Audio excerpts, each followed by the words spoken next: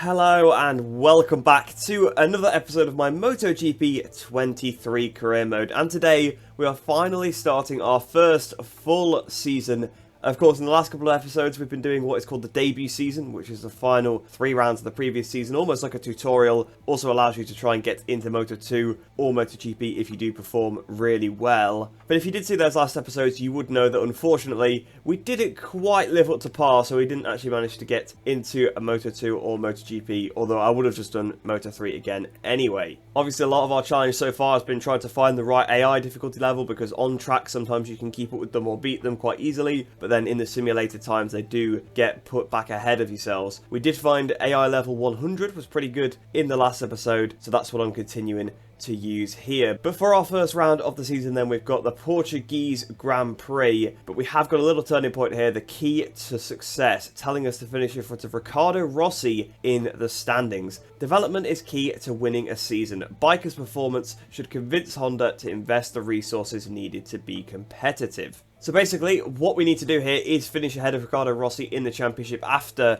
these first 3 races to try and get development supremacy over him. And if we go to the relationship screen over here, you can see we've got a bad relationship with him. Now that's not to do with anything that we've had with him on track. That I think is just because it has selected us as a rival and he sees us as a potential threat. And we can also look at the bike development screen over here as well, and you can see on the team performance we are miles off the back of everybody else. Like, we have basically half the performance of the next highest team, which is Honda Team Asia. So maybe I did make a mistake picking the Vision Track Academy team. I did think that maybe it would be quite fun to try and come through this team, but I think we have put ourselves at quite a big disadvantage. So without any further ado, we may as well head into the Portuguese Grand Prix, and I'll see you after free practice. Okay, so I'm actually really happy with that.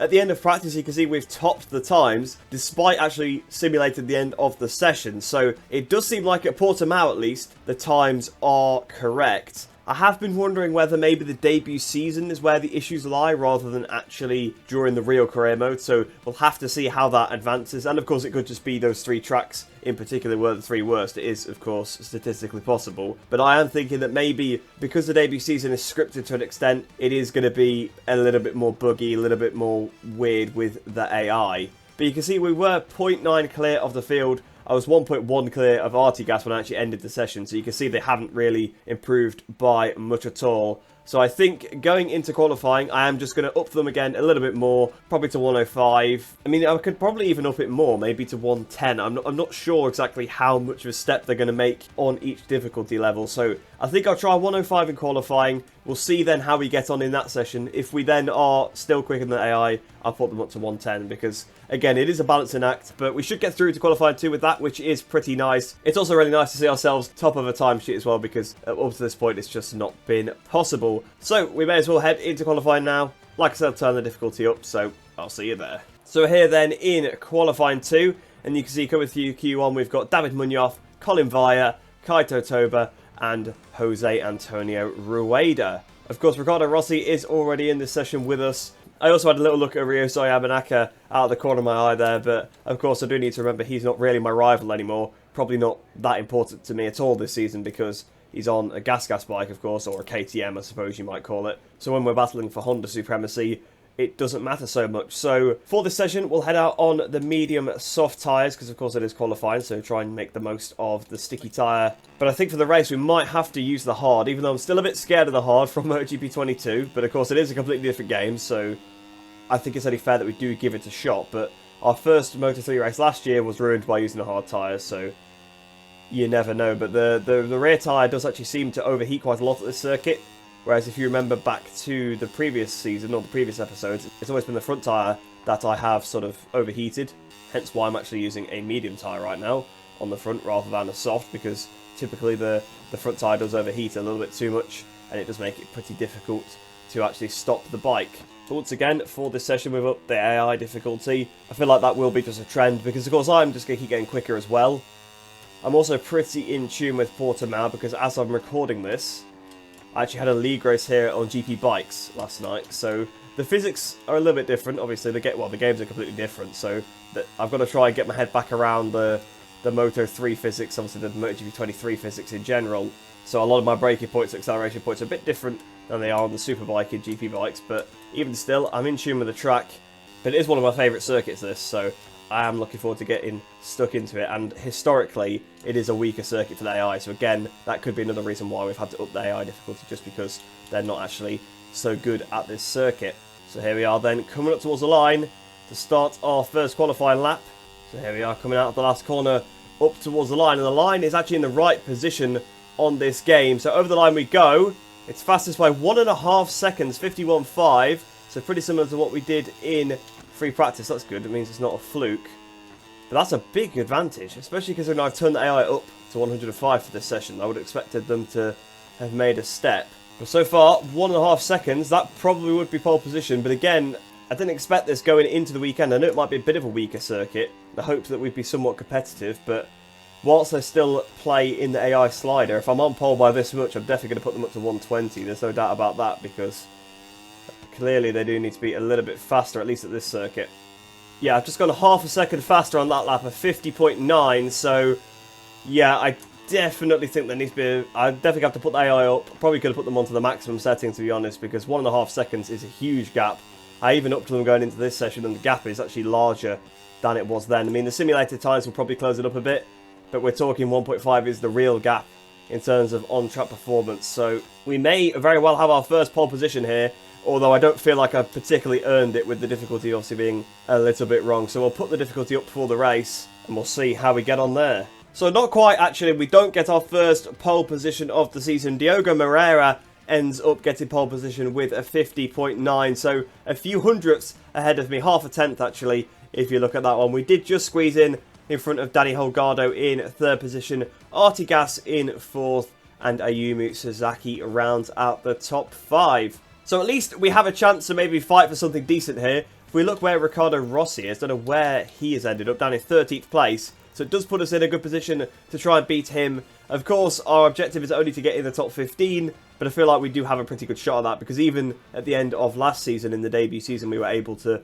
just about scrape into the top 10 at the Valencia Grand Prix before the heavens opened, of course. But we may as well get into the race now then. Our first real Moto3 race of our full Moto3 season. So I'll see you down on the grid. Let's hope it's a good one. So here we are then, down on the grid. And you're looking at Holgado, and now we're looking at Asman down in 12th place. First time we've got a pretty good look at Damok in this game so far, I do believe. But it does seem like it's going to start off cloudy in this race, and then it is going to become more sunny. So I think we definitely are going to have to use medium and hard tyres in this one, which is a shame, because I was hoping we'd get away with the soft, but with it being a 50% race, you can see how worn out the soft tyre is. I just don't think we're going to be able to make it last, unfortunately, because it does seem like the rear is the one that gets abused a bit more at this circuit. So I think we are going to have to go with the hard tyre, unfortunately. Now, the hard tyre might be absolutely fine in this game, but of course, I'm still a bit scarred from Qatar in MotoGP 22, and then also Argentina in my MotoGP 22 career mode in the MotoGP class. Just put me off a lot, because I struggled a lot using the hard tyre in those two races. But we're on to the hardest AI difficulty now as well, so if we do struggle a bit more, it might be down to that. We may as well get this one started then. We're on the front row. This is probably the best chance we're going to get of anything decent, but of course we do need to remember that it's top 15 is what we want, and to beat Ricardo Rossi. But of course, with it being a full season now, we do need to worry about championship points. At Portimao, everything's ready for the start of the race, and the adrenaline's running high. There's only room for one thought in the rider's mind: to make it to the finish line first. So we've got Moreira on pole then. We are in the middle, and then we've got Holgado on the other side, waiting for the lights to go here for the Portuguese Grand Prix. Lights out, and away we go. And once again, it did seem like they were held for an absolute age. So it seems like the lights definitely hold a little bit longer on this game, if not just a little bit randomly. But into turn one then, we've managed to maintain second position. Diogo Moreira hits the front. We've gone a little bit wide on the exit of turn one. Is that going to leave us a bit vulnerable to Holgado? It is. We've gone on towards turn 3. I've braked quite late there, and we've just managed to hold in front of Daniel. But Diogo is already trying to break away, and we've not been riding too well on this first lap, it must be said. Holgado tried to sneak around the outside there, but we weren't having any of it. Obviously, I'd already sort of opened up the throttle at that point. We're going to close up a lot into turn 5, but it still is tricky to get the bike turned. That was risky there, because we were on the curb on the front. We almost lost the front, but again, we had a pretty bad exit there. Obviously, just trying to adapt to this hard rear tyre. It's not quite gripping up in the same way as the soft. Don't know where Moreira was going there. I'm going to try and do everything I can to try and keep with Diogo, but you can see already Holgado has overtaken us through one of the trickiest parts of the circuit. We're coming back through the Craig Jones corner side by side with Daniel Holgado. The rear tyre is slipping out from underneath us. I thought Holgado was going to hit me there. I had to pick up the throttle again to try and avoid him. But we've managed to get back in front of him, so at least for this first lap, we've ran pretty decent pace. And usually as these races go, we actually get faster as the race goes on rather than slower, like we have in previous MotoGP games. So if we could try and become faster and faster, we actually might have a shot at getting a podium here today, because so far we've been able to hold on to the second position. But Holgado trying to go around the outside, but you can see Moreira is slowly starting to disappear. So into this last corner then, Holgado looked at the inside, but he's not going to be able to do it. He's going to try and go around the outside of me though by the looks of it, and he's successfully done that one. The last corner is the corner I struggle with on every game. It's just my riding style does not suit it very well. So here we are in the slipstream then of Daniel Holgado to the right hand side. We're not really gaining anything on him, so it's all going to have to be done on the brakes into turn one, and we successfully pulled that one off. So back up into second position. I'll tell you what, I've just realised why we're struggling so much is because the hard tyre is ice cold. Look at it on the indicator. It is completely cold. So once again, we've been done over by using the hard tyre in one of these games. Every single time I'm like, oh yeah, well, maybe it will finally be the right choice, but it seems like the hard tyre is not working on these opening laps. Maybe because we're in a long race, it will take a while for the temperature to build in, but so far we've got no rear grip, and we're just going to fall further back through the pack if we're not careful. Although, of course, with the temperature increasing throughout the race, then actually that might help us out. Here comes Holgado once again. Throughout the last corner, I'm just not getting the exits at all. And we're under attack by Ivan Ortola now. I did wonder where he was on the grid, to be fair, because usually he's on the front row, but I don't even think he was on the front two rows. But back again, around the outside of Holgado. Again, the AI just so poor on the brakes on this game, just like they were in MotoGP 22. That's as well my lap time is, to be honest. So again, it will be definitely one of those things where the hard braking circuits are probably the ones where you will do the best against them. I'll be very interested to see what Le Mans is like on this game, because of course that was probably their worst track last year. Misano as well, probably the two worst tracks for the AI, so it'll be interesting to see when we get to those in their career how poor they are. So it seems like we're just about keeping Diogo in check. He's about a second ahead of us. Obviously they do pull on us a lot in the last corner, so I could try and maybe do a little bit better through that section. I could maybe just about stick on the back of him. Trying to manage the fuel as well, although we have now got 4 laps in reserve apparently, whereas before I'd used a lot of Palmo 3 on the first lap, and I think it was telling me that I've got 0 left. I think it's estimated if you keep using that fuel mode for the rest of the race how much you'll have, so we might have a bit of Palmo 3 in reserve, although Ortola has just ridden past me like I was standing still. So once again, it seems like the last corner is a weak corner for myself. That is down to my talent rather than the game though, of course, because it is a thing in multiple games. So again, that does suggest that it's not to do with this game in particular. But here we are down towards the first corner once again around the outside of Ivan Ortola. So back up into second position. Moreira is only just over a second in front now, so I think that's a bit closer than he was at this point in the last lap. So I think we are easing towards him ever so slightly. We're definitely close up to Moreira though. I'm going slightly quicker than on the previous lap, but not by as much as we've caught him. So Moreira seems to be slowing down at this point in the race. I don't know what tyres he'll have on the bike. Maybe he's got a soft on the rear and it's starting to not work now. But we are all over the back of Moreira and Ortola's coming with us. So I think Ortola, to be honest, is in the favourite spot to win this race right now, because he seems to be the fastest rider on the circuit. And again, he's closing on me so much, he's going to just pass me around the outside because he'd basically done it before we'd even got there. So there we go. Ortola's got me. I've got a big gap back to Holgado, so it's not a massive worry. But I think Ortola might actually still have us through turn 1 on this occasion. Obviously, the other 2 times, he's sort of just right around the outside of us, and we've stayed close enough to re-overtake him into turn 1. So we are still behind him, but can we attack him into turn 3? I had a look at the inside, but I wasn't able to do it, so I've probably cost myself a bit of time there. But Ortola is now fully on the hunt for Diogo Moreira. So Ortola is looking favourite to win this one. I've got to watch out really for the gap behind to Holgado, because it's come down very slightly. So even though this hard tyre has no temperature in it, the wear is still quite high. Obviously that's probably a little bit of cold tear, but if we were on a soft at this point, we probably would be in trouble. So it probably was the right decision, it just doesn't feel great. So we're definitely dropping back a little bit from these leaders now. We've got Holgado's only a 10th behind us. This is how much they gained through the last corner. I do think part of it might be the game a little, because I'm losing time through the corner, but then we're losing so much time, obviously, because you run all the way down the straight with that momentum. We are losing a lot, because the Ortola has hit the front now, so Ivan Ortola's taken the lead. He's taken it from Diogo Moreira. So I'd say that's pretty GG's then. I think Ortola's got this one. Moreira also is now further in front of me than he was before, of course, when I was hunting him down. And I've made a big mistake through turn 5. I think now I'm just trying to push over the limit to keep up with them. I had the pace at the early stages, but just doesn't seem to be enough now. I think Holgado is going to get us down towards turn 1 on this occasion. We're pretty much on our fastest lap of the race, so we actually did pick up the pace a bit on that lap. And actually, we have stopped Holgado overtaking us into turn 1, which is lovely. Obviously, I know I would have gotten back on the brakes, but my exit out the last corner actually seemed to be quite good. So that was a big improvement. You can see the rear tyre, though, is really worn out, actually. Even with this hard tyre, like, we're actually going to run out of tyre before the end of this race. Tell you what, though, we've caught Moreira a lot more on this lap. I think having Ortola overtake us and be in front of us for a lap did probably fluster me a bit. Because it does seem like we're now back on the trajectory we were on before. We've gapped Holgado a bit as well, so I am under my lap time, so my pace is improving, but it seems like maybe their pace is dropping back slightly as well.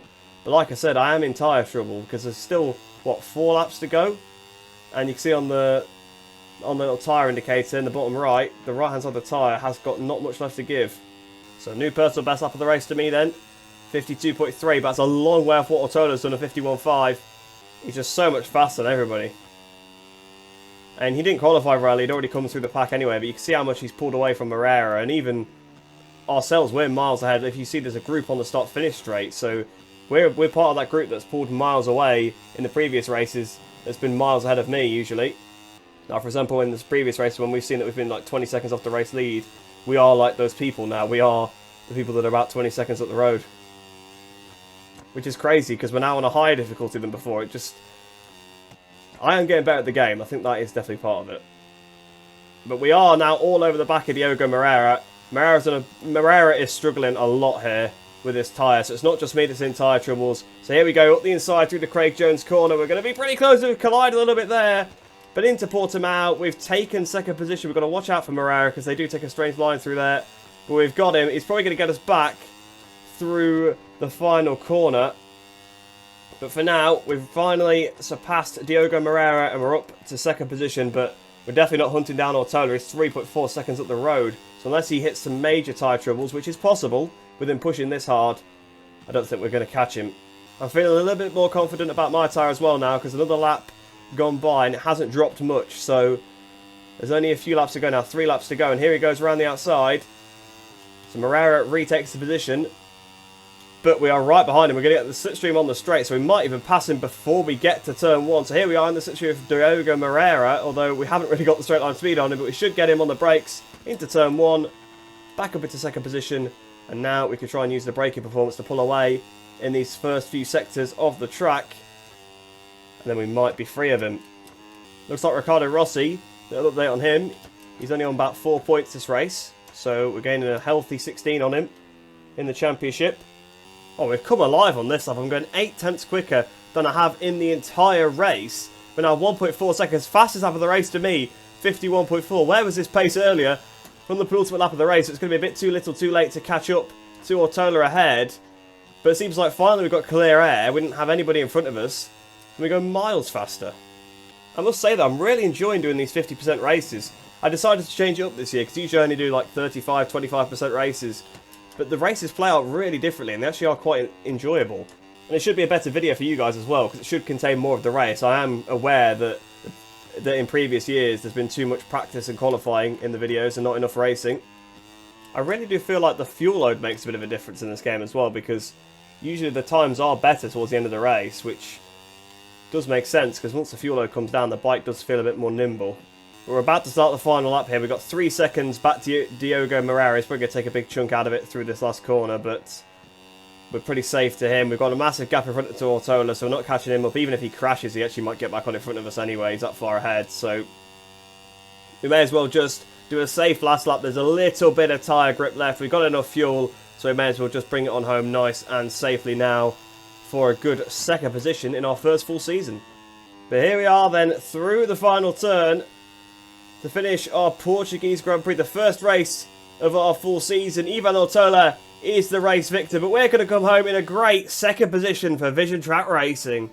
So unfortunately, it seems like the fastest lap's been robbed away from us we scroll down and see who actually got that fastest lap, it's going to be someone right at the back. It's going to be Lorenzo Furlon at a 51 dead, apparently. That's pretty realistic when he was 29 seconds behind me, or 28 seconds behind Ortola at least anyway, so I guess he was more like 25 behind me. Scott Ogden, 38 seconds off the back. That's mad. He was 8 seconds off the back of the nearest rider, Fenati. So that does put into perspective that our bike is supposed to be quite bad. So, I mean, if we do continue to perform this season, then our bike should get better, which should put us in a better position to try and perform a little bit better. But I'll tell you what, I was really pleased with that because the AI won 120%. We clearly had the pace to be here in second position. It wasn't the qualifying that carried us when we did it on the slightly lower difficulty, still trying to find it out. So, I tell you what, we have done a good job in this race and should be proud. Ricardo Rossi seemed to end up in about 14th place. Where was Ricardo Rossi? 12th place. He was 25 seconds off, so he was miles behind us. We had a huge gap over him, 21 seconds. So, of course, the Riders' Championship is the same, so we're not going to bother looking at that since there's only been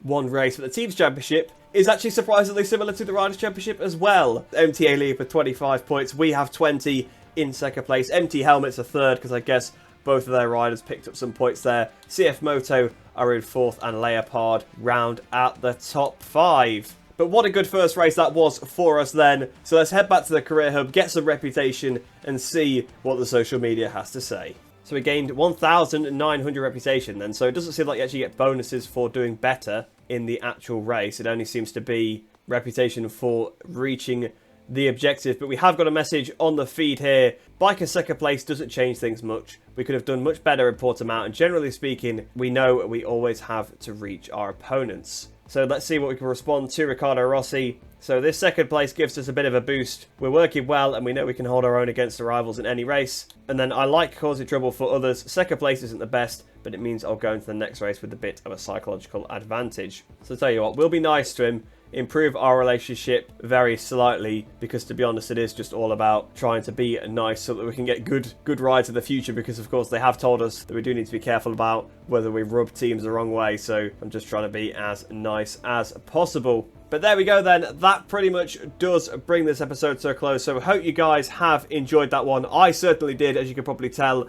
We're up to the maximum AI difficulty once again now, which is where we do belong, to be fair. It is probably going to vary from track to track like we've seen previously, so maybe I will have to turn them back down to basically not finish last by miles at other tracks, but I'm not going to try and turn it down so that I'm fighting for the win every race. I don't mind if that's a rarity, especially whilst we still have a poor bike and whilst I'm still getting better at the game. I'm just going to try and make it so I'm at least in the mix, in the pack. I don't want to be off the back like I would have been in Qatar if I hadn't turned the difficulty down there. But like I said, I hope you guys did enjoy that one. If you are new to the channel, please do like the video and subscribe, because there'll be plenty more MotoGP 23 career mode. Just loads of different MotoGP 23 videos, online videos, different game experiments, just pure gameplay as well. Lots of different things. So if you do want to see more MotoGP 23 content, this is the place to be. But like I said, I hope you guys did enjoy that one. Hope you enjoy the rest of your day. Hope you'll stay safe, and I shall see you in the next one.